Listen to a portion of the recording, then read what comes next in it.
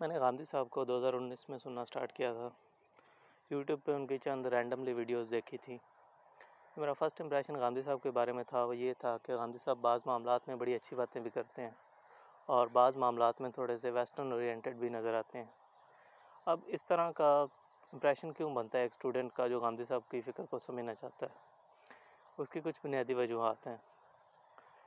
جب بھی کوئی شخص سنے گا غامدی صاحب کو، ان کی جو کنٹروورشل چیزیں ہیں اس پہ، مثال کے طور پر اگر وہ پردے سے متعلق غامدی صاحب کا موقف سنے گا، کوئی 5 منٹ کی ویڈیو دیکھے گا جس میں غامدی صاحب بتائیں گے کہ اسلام میں چہرے کا پردہ نہیں ہے، تو اس کے ذہن میں تو وہی سورہ احزاب کی وہ آیت گھوم رہی ہوگی کہ یہ کیا بات ہو رہی ہے یہاں پہ، سورہ احزاب میں تو پردے کا حکم ہے۔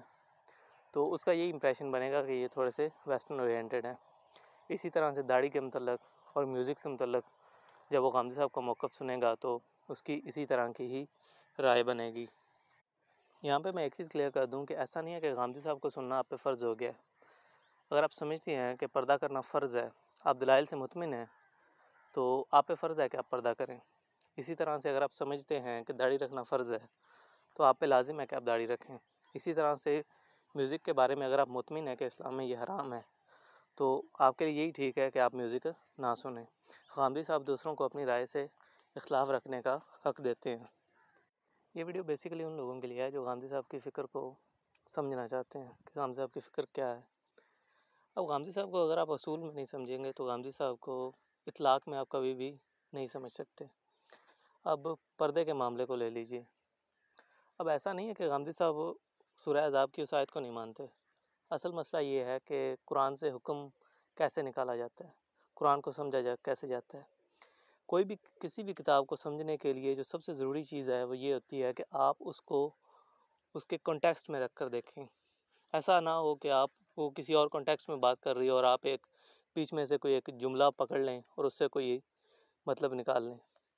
اگر آپ سورہ احزاب کی ان آیات کو کنٹیکسٹ کے ساتھ دیکھیں گے تو وہ حکم نہیں نکلتا جو عام طور پر نکالا جاتا ہے۔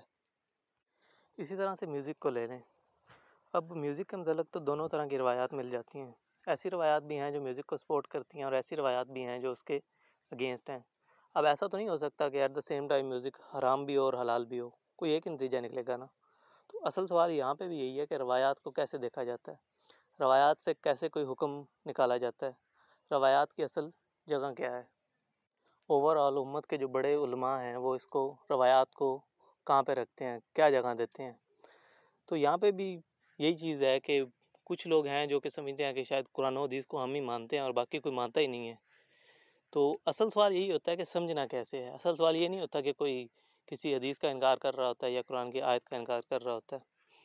اب غامدی صاحب نے ان چیزوں کو اصول میں بیان کیا اپنے میزان لیکچرز میں۔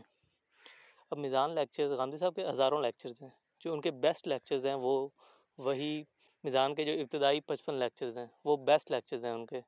وہ ایک پورا کا پورا ڈسکورس ہے کہ آپ نے قرآن کو کیسے سمجھنا ہے، آپ نے سنت کو کیسے سمجھنا ہے، آپ نے احادیث کو کیسے سمجھنا ہے، حدیث کی اصل جگہ کیا ہے، کیسے کوئی بھی حکم حدیث سے نکالا جاتا ہے۔ تو اگر آپ غامدی صاحب کو سمجھنا چاہتے ہیں تو آپ ان کے وہ لیکچرز ضرور دیکھیے گا۔ میں نے وہ لیکچرز 2020 میں دیکھے تھے، تو لیکچر نمبر 9 سے شاید مبادی تدبر قرآن سٹارٹ ہوتا ہے اور اس سے آنورڈز آگے لیکچر نمبر 55 یا 56 تک ہے جو مبادی تدبر حدیث ہیں وہ کمپلیٹ ہوتا ہے۔ تو وہ لیکچرز آپ ضرور دیکھیں اگر آپ غامدی صاحب کو سمجھنا چاہتے ہیں۔ غامدی صاحب کی فکر کی جو سب سے اہم چیز ہے وہ یہ ہے کہ غامدی صاحب اپنی فکر میں غلطی کے امکان کو تسلیم کرتے ہیں، یعنی کہ 40-50 سال دین پہ غور و فکر کرنے کے بعد جو انہوں نے آراء قائم کی ہیں اس میں بھی وہ غلطی کے امکان کو تسلیم کرتے ہیں۔ وہ دوسرے بزرگوں کو زیرو سے ملٹیپلائی نہیں کرتے، وہ کبھی بھی دوسرے بزرگوں کی نیت پہ حملہ نہیں کرتے۔ ہمیں حق ہے کہ ہم کسی بزرگ سے کسی معاملے میں اختلاف کریں، لیکن ہمیں یہ حق نہیں ہے کہ ہم ان کی نیت پہ حملہ کریں۔ ہر شخص کو اس کی نیت کے مطابق ہی اجر ملے گا۔ علمی معاملات میں اختلافات ہو جاتے ہیں، اب جیسے کہ امام ابو حنیفہ، امام شافعی، امام مالک، امام احمد بن حنبل، ان کے درمیان بھی تو اختلافات تھے۔ تو اب اس کا یہ مطلب نہیں ہے کہ ان میں سے ایک جنت میں جائے گا اور 3 جو ہیں وہ جہنم میں جائیں گے۔ علمی معاملات میں اختلافات ہوتے رہتے ہیں، ہر شخص کو اس کی نیت کا صلہ ملے گا۔ کچھ لوگ آج کل ایسے پائے جاتے ہیں جو کہ چھوٹی چھوٹی چیزوں کو موضوع بنا کر ہر ایک بزرگ کی نیت پہ حملہ کرتے ہیں اور شاید اپنے آپ کو ایک پیغمبر کے درجے پر لے جاتے ہیں کہ پہلے کوئی جاہلیت کا دور چل رہا تھا اور اب ہم نے سب کچھ ٹھیک کر دیا۔ غامدی صاحب کا اپنے بارے میں اس طرح کا کوئی موقف نہیں ہے۔